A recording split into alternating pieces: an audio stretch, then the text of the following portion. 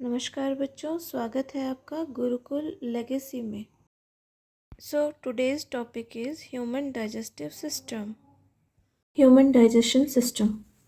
So today we will speak about and learn about human digestion system. First of all I will ask you a question, why do we eat food? हम खाना क्यों खाते हैं? तो इसका answer आप सब ये देंगे कि मैम भूख लगती है। लेकिन भूख लगती क्यों है? वो इसलिए बच्चों, क्योंकि हम जो भी काम करते हैं उसमें हमें एनर्जी की रिक्वायरमेंट्स होती हैं। और जब एनर्जी की रिक्वायरमेंट्स होती हैं, हमारी बॉडी को एनर्जी चाहिए, तो उसे भूख महसूस होती है। तो जब हम खाना खाते हैं और वो हमारी एनर्जी रिक्वायरमेंट्स कैसे पूरा होती हैं, ये हम आज इस ह्यूमन डाइजेशन सिस्टम के थ्रू जानेंगे। तो first of all we eat various types of food. हम बहुत टाइप का खाना खाते हैं। हेल्दी भी आता है उसमें, और आजकल जो जंक फूड चल रहा है वो भी आता है। जो भी हम खाना खाते हैं, it has to pass through the same digestive tract. हम जो भी खाना खाते हैं वो सेम डाइजेस्टिव ट्रैक के से होकर गुजरता है।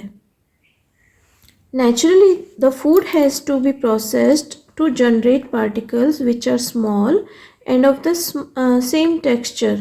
जो हम खाना खाते हैं उसे डाइजेस्टिव ट्रैक्ट से होने के लिए एक तो सबसे पहले स्मॉल साइज़ में होना ज़रूरी है और सेम टेक्सचर का होना ज़रूरी है।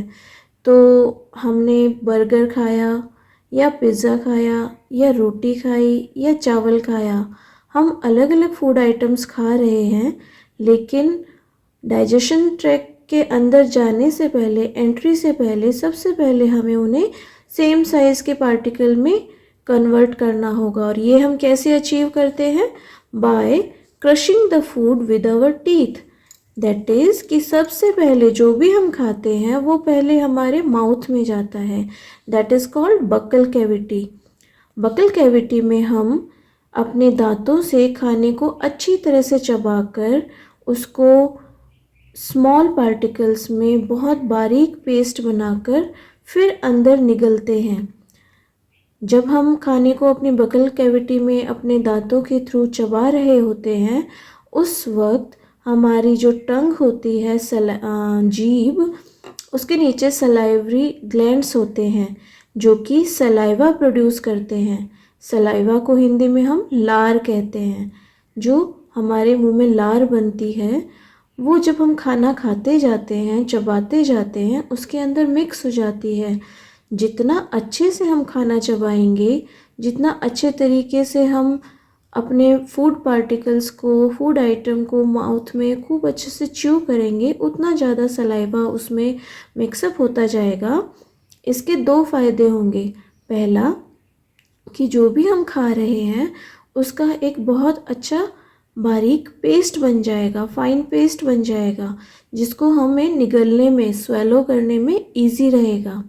दूसरा, जितनी देर हम खाना अपने माउथ में चबाते हैं उतनी देर सलाइवा मिलता है, और सलाइवा के अंदर सलाइवरी अमाइलेज नाम का एक एंजाइम होता है। The saliva contains an enzyme called salivary amylase.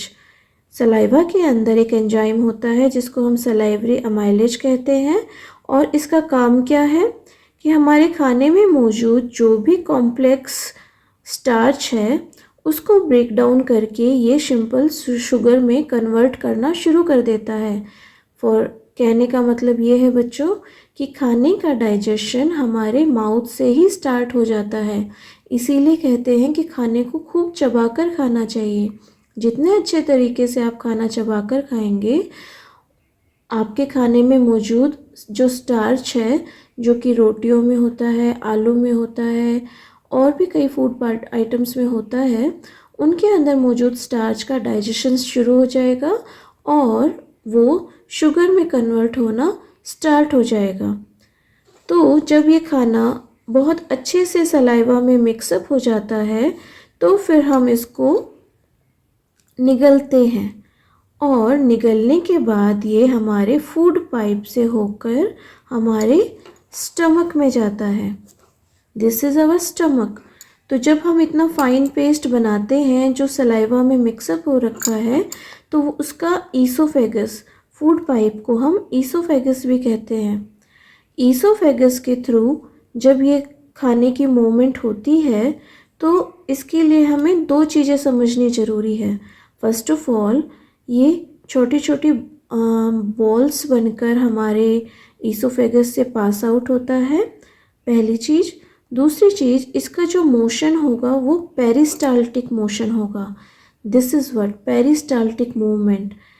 और वो पेरिस्टाल्टिक मूवमेंट क्या होता है? पीछे की जो मसल्स हैं ईसोफेगस की, वो खाने की बॉल को आगे पुश करेंगी, और जैसे ही खाना आगे पुश होगा, पीछे की मसल्स एकदम नॉर्मल पोजीशन में और आगे वाली मसल्स एक्सपेंड हो जाएंगी, खुल जाएंगी, ताकि खाना आगे आए। और इस तरीके से एक वेव मोशन होता होता खाना धीरे धीरे माउथ से आपके पेट में एंट्री कर जाएगा। इतनी आपको बात क्लियर हो गई है ना? From the mouth the food is taken to the stomach through the food pipe और ईसोफेगस। माउथ से पेट तक आने के लिए खाना फूड पाइप से होकर गुजरता है। स्टमक एक लार्ज ऑर्गन है जो कि जब खाना इसके अंदर एंटर करता है तो फिर ये एक्सपेंड हो जाता है। The muscular walls of the stomach help in mixing the food through juices. जो खाने की हमारे पेट की जो मस्कुलर वॉल्स हैं, ये खाने को और ज़्यादा डाइजेस्टिव जूसेस के साथ मिक्सअप करने में हेल्प करती हैं। अब जब खाना स्टमक में एंटर हो चुका है तो आपको 3 बातें ध्यान रखनी होंगी। फर्स्ट ऑफ ऑल, पेट के अंदर हाइड्रोक्लोरिक एसिड, जो कि पेट के खाने को एसिडिक मीडियम प्रदान करता है, ठीक है। दूसरी चीज़, म्यूकस, जो पेट की वॉल्स हैं इनके पास म्यूकस की एक बहुत मोटी लाइनिंग होती है। और तीसरा, पेट के अंदर पेप्सिन मौजूद होता है जो कि खाने के अंदर मौजूद जो भी प्रोटीन है उसका डाइजेशन करना स्टार्ट करता है। अब आप बोलेंगे कि मैम, पेट के अंदर एसिड का क्या काम है? तो ये भी एक स्पेशल चीज़ है।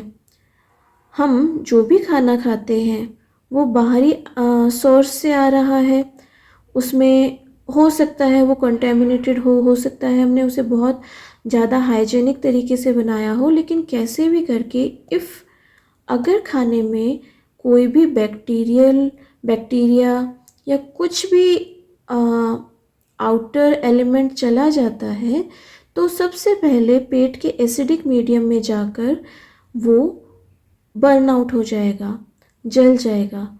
यानी कि हमारा खाना, हमारे खाने के साथ बाय चांस अगर कोई बैक्टीरिया या कोई पैथोजन चला गया है वो नष्ट हो जाएगा। सेकेंडली, जो पेट में मौजूद एंजाइम है उसको एक्शन करने के लिए एक एसिडिक मीडियम चाहिए। जब तक एसिडिक मीडियम नहीं होगा, पेप्सिन एक्टिवेट नहीं होगा। तो खाने में मौजूद प्रोटीन को पचाने के लिए पेप्सिन का एक्टिव होना ज़रूरी है, और पेप्सिन को एक्टिव होने के लिए एक एसिडिक मीडियम चाहिए। तो इसलिए नेचर ने हमारे पेट में हाइड्रोक्लोरिक एसिड की अरेंजमेंट की है। तो जैसे ही फूड पार्टिकल्स ईसोफेगस से होते हुए हमारे स्टमक में एंट्री करते हैं, पेप्सिन एक्टिव हो जाता है और खाने में मौजूद प्रोटीन का डाइजेशन करने लग जाता है। अब ये जो HCl है, ये जो हाइड्रोक्लोरिक एसिड है, ये कहीं हमारे पेट की मसल्स को, इनर लाइनिंग को डैमेज ना पहुंचा दे। उस डैमेज से बचाने के लिए हमारे पेट की लाइनिंग के पास म्यूकस की बहुत मोटी वॉल होती है जो कि एसिड को डायरेक्ट स्टमक की सेल्स के साथ में इंटरेक्ट नहीं करने देती। इतना कॉन्सेप्ट आपको क्लियर हुआ? नाउ अब ये खाना धीरे धीरे छोटी छोटी मात्रा में, छोटी छोटी बोल्स के रूप में पेट से होकर स्मॉल इंटेस्टाइन में एंट्री करेगा। लेकिन यहाँ पर आपको कुछ चीज़ें समझनी ज़रूरी हैं। पेट से स्मॉल इंटेस्टाइन में खाना जाते वक्त एक छोटा सा वाल होता है, स्फिंक्टर मसल जिसे कहते हैं। स्फिंक्टर मसल थोड़ी थोड़ी मात्रा में पेट से खाना स्मॉल इंटेस्टाइन में भेजती है, बिल्कुल स्मॉल अमाउंट्स में। और एक बात और ध्यान देने लायक है बच्चों, कि जो स्मॉल इंटेस्टाइन की लेंथ है हर जानवर के अंदर अलग अलग होती है। आप कहेंगे कि कैसे? जो हर्बीवोर्स होते हैं उनके पास लॉन्गर स्मॉल इंटेस्टाइन होती है, क्योंकि सेलुलोज को डाइजेस्ट करने में उन्हें बहुत ज़्यादा मेहनत करनी होती है, and it is not easy to digest cellulose, that is why they have a longer small intestine. वहीं जो कार्निवोर्स होते हैं, जो मीट ईटिंग एनिमल्स होते हैं, मीट को पचाना आसान होता है, दैट इज़ वाई उनके पास शॉर्टर स्मॉल इंटेस्टाइन होती है। This point has to be noted by you all because it might be asked in your board exams, so keep it in mind. Now the small intestine is the site of complete digestion. Small intestine आपके digestion track का वो हिस्सा है जहाँ पे आपके खाने का कंप्लीट डाइजेशन होता है। यहाँ पर कार्बोहाइड्रेट्स, प्रोटीन और फैट्स अब पूरी तरीके से पचकर आपकी ब्लड में मिलकर आपकी बॉडी में जहाँ जहाँ उनकी ज़रूरत है वहाँ पर पहुँच जाएंगे।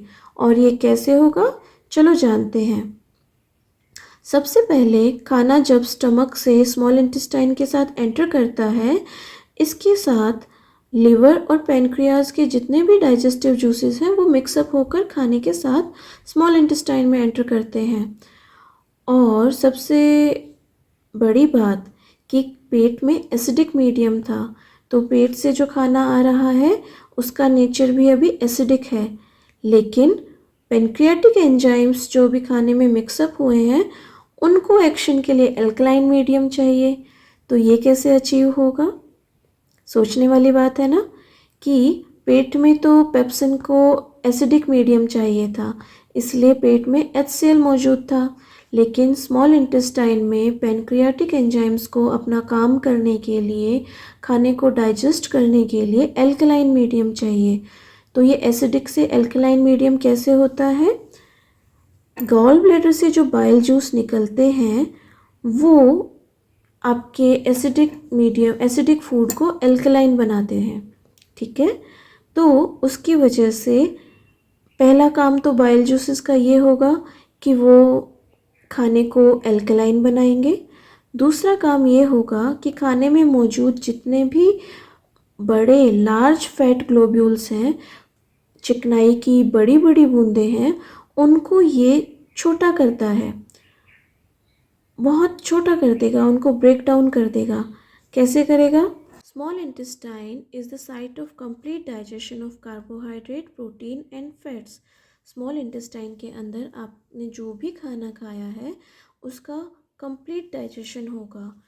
कार्बोहाइड्रेट, प्रोटीन्स और फैट्स यहाँ पे कम्प्लीटली डाइजेस्ट होके अपने अपने सिंपलेस्ट फॉर्म में ब्लड द्वारा अब्जॉर्ब कर लिए जाएंगे।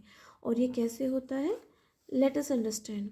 सबसे पहले जो खाना एंटर होता है हमारे स्टमक से स्मॉल इंटेस्टाइन में, लीवर सिक्रीशंस और पेनक्रियास सिक्रीशन उसके साथ मिक्सअप होकर आती हैं। लेकिन एक चीज़ ध्यान देने वाली है कि स्टमक से जो खाना आ रहा है वो एसिडिक है, और पेनक्रियाटिक एंजाइम्स को अपना जो काम करना है उन्हें एल्कलाइन मीडियम चाहिए। तो ये कैसे होगा? आप कहेंगे कि ma'am what is this pancreatic enzymes. Pancreas जो आपके डाइजेशन सिस्टम में स्टमक के नीचे एक ग्लैंड है, वो पेनक्रियाटिक एंजाइम्स रिलीज़ करता है खाने में, जब वो स्टमक से स्फिंक्टर मसल के थ्रू होते हुए स्मॉल इंटेस्टाइन में एंट्री कर रहा है। और पेनक्रियाटिक एंजाइम्स को काम करने के लिए एल्कलाइन मीडियम चाहिए। तो ये जो खाने को एसिडिक से एल्कलाइन बनाना है, इसमें हमारे बाइल जूसेस हेल्प करते हैं। बाइल जूसेस गॉल ब्लैडर से सिक्रीट होते हैं और वो खाने को एल्कलाइन बनाते हैं, पहली चीज़। दूसरा काम वो क्या करते हैं कि खाने के अंदर जो भी हमारे फैट्स मौजूद हैं, जो भी हम मान लो घी खा रहे हैं, तेल जा रहा है, या जो भी फैट के पार्टिकल्स हमारे खाने में हमारे पेट में जा रहे हैं उनकी बड़ी बड़ी ग्लोब्यूल्स बन जाती हैं, बड़ी बड़ी बूंदें बन जाती हैं और उनके ऊपर एंजाइम एक्शन करना मुश्किल होगा। इसको हम कैसे समझ सकते हैं बच्चों? मान लो एक बहुत बड़ा घर है और मैं आप में से किसी एक बच्चे को कह दूं कि आपको अकेले को पूरे घर को पेंट करना है, तो ये वाला टास्क इजी होगा। या फिर अगर मैं ये कहूँ कि आप अपने जैसे 50 बच्चों को लेकर आइए और हर बच्चा एक एक सेगमेंट को पेंट करेगा, which one will be easier? The second one, है ना। तो लार्ज ग्लोब्यूल्स पे एंजाइम एक्शन करने में डिफ़िकल्टी फील करते हैं, इसलिए बाइल सॉल्ट्स, बाइल जूस के अंदर मौजूद जो सॉल्ट होते हैं वो उन बड़े बड़े ग्लोब्यूल्स को स्मॉलर ग्लोब्यूल्स में ब्रेक डाउन कर देते हैं और जिसकी वजह से एंजाइम्स अपना काम बहुत एफिशिएंसी के साथ कर पाते हैं। आई बात समझ में? और ये एक्शन कैसा है?